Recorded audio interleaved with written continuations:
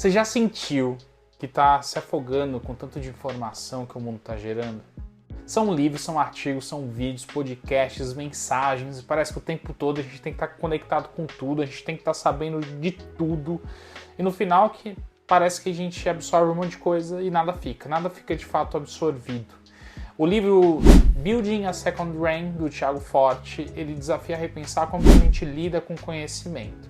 A solução é uma sugestão de um sistema que ele chama de segundo cérebro. Forte ele começa com uma provocação. A nossa mente ela não foi feita para armazenar tanta informação, mas sim para criar coisas. E aí ele resgata o conceito dos Commonplaces Book, que eram muito utilizados antigamente, né? Que Leonardo da Vinci usava, Virginia Woolf e vários outros cientistas e autores para fazer anotações e organizar suas ideias até encontrar conexões entre elas. Só que, ao invés de um caderno físico, ele propõe que a gente use hoje a tecnologia para poder criar um arquivo digital das nossas ideias. É aqui que a ferramenta moderna, todas as ferramentas modernas que a gente tem, que são acessadas a partir do celular, por exemplo, elas entram em cena. Imagina você usar o Notion ou Evernote como sua base central. O Notion, por exemplo, ele permite que você faça criação de páginas interligadas, né? Aí você pode reunir notas de livros, capturar a tela, fazer coisas com vídeo. O Evernote ele já deixa você armazenar documentos digitalizados, ele permite que você faça buscas rápidas por palavra-chave. E aí, se você quiser algo mais minimalista, que é o que eu gosto, tem apps como Obsidian, que é o que eu uso, ou Rowan Research, que eles funcionam como um verdadeiro mapa mental e dinâmico. Então o Obsidian, por exemplo, eu vou colocando ali minhas anotações e fazendo conexões, e depois ele me monta um grande mapa mental de uma forma bastante orgânica. Cada ferramenta é um pedaço de um quebra-cabeça para externalizar o que ocupa o espaço na nossa mente. Então, ao invés de a gente ficar ocupando espaço com um monte de dados, informações que a gente não usa em determinado momento, da forma como o livro sugere que a gente organize as coisas, facilita para a gente poder fazer resgates posteriormente. O livro ele faz esse processo em 4 etapas, que formam o método CODE. Então, a primeira etapa é capturar. O Tiago ele sugere que a gente registre tudo o que toca na gente. Então, imagina que você está lendo um livro qualquer. Então, tem um livro chamado, que ele cita, é um livro do Marco Aurélio, que tem uma frase que você tem o poder sobre sua mente, não sobre eventos externos. Pode ser capturado essa frase dentro das suas anotações, mas o truque não é capturar tudo, apenas o que realmente mexe com você. Então essa frase aqui, por exemplo, mexe ali com o Thiago, ele falou, poxa, anota essa frase. O segundo é organizar. Aqui o autor ele é contra a abordagem tradicional de você criar pastas temáticas e fixas, e ele sugere que você organize por ação. Você está trabalhando em uma apresentação, você cria um espaço só com notas e ideias relevantes para aquele projeto. É uma abordagem fluida e adaptável, né? E ele é inspirado em outros conceitos, onde as notas elas se conectam para criar uma base de conhecimento vivo.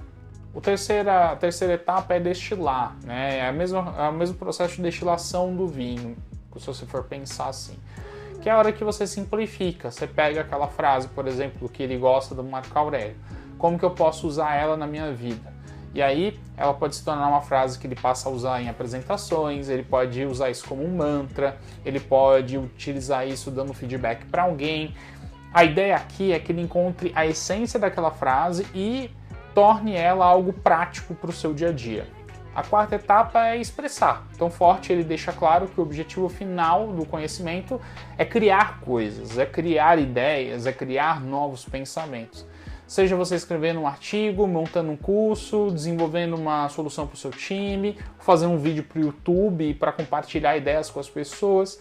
Ele cita casos como o do Steve Jobs, por exemplo, que chamou o computador pessoal de uma bicicleta para a mente. O seu segundo cérebro é mais ou menos essa bicicleta que permite que você vá além das suas limitações naturais do nosso cérebro biológico. Outro ponto fascinante é como o Forte conecta o segundo cérebro ao conceito de mente estendida. Ele menciona ideias, como o Memax de Villeneuve Bush, acho que é assim que pronuncia, que é um dispositivo visionário da década de 1940, que previa como que a gente poderia usar a tecnologia para armazenar e acessar conhecimento.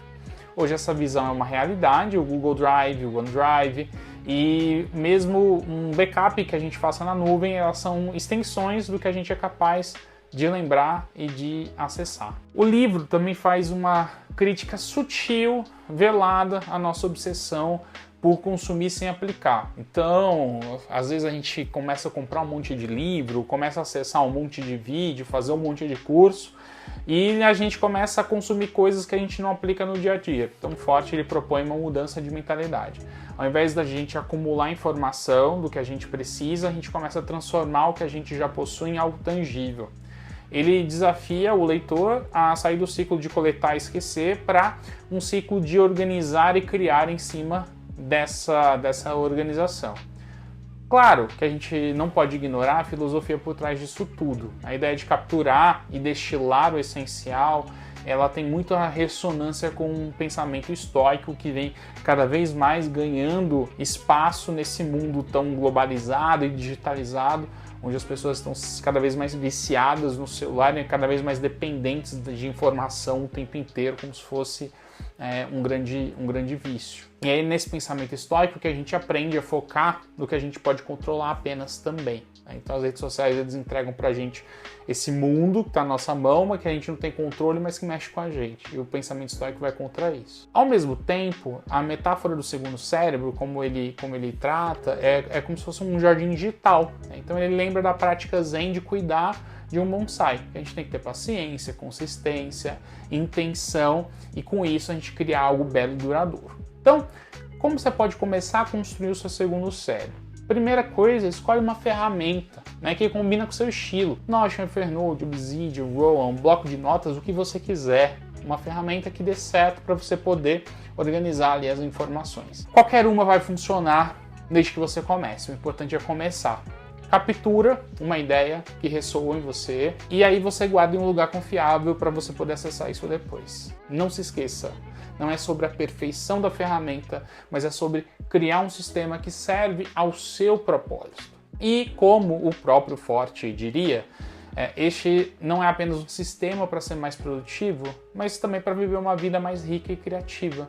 Afinal, o que você faria se você pudesse confiar que as suas melhores ideias estariam sempre ao seu alcance? Eu sou o Rubão Alves, espero que você tenha curtido esse vídeo. Se curtiu, deixa um like, se inscreve no canal e até a próxima.